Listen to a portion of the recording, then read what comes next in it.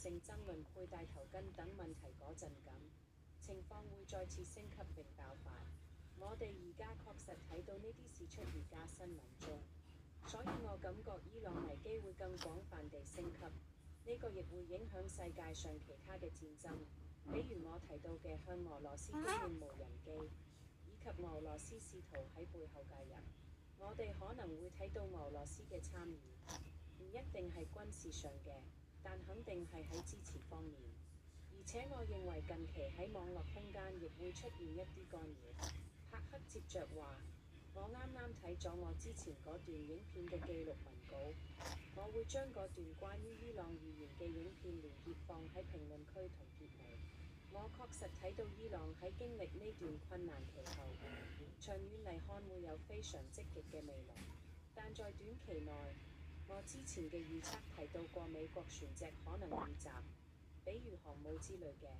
呢個可能係嗰啲想要維持伊朗侵略勢力嘅極端分子嘅最後反抗，但我確實睇到非常積極嘅長遠未來，只係短期內會有嚴重問題。等我話俾你哋知琴晚嘅嗰個夢。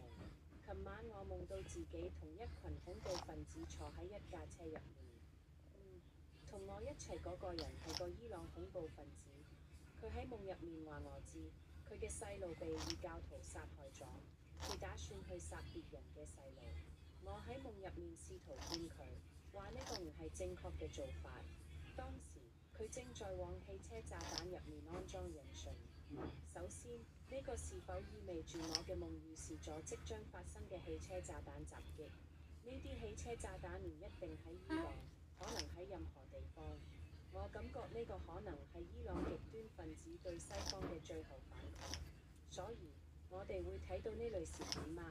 我仲感覺到那個製造炸彈嘅人可能會產生動搖，心入面喺度諗呢個到底對唔對？就好似夢入面我扮演咗佢嘅良心角色，佢係個大塊頭、身材魁梧、好強壯嘅人。喺夢入面，佢有個名叫 Had， 或者係阿爾哈德奧許。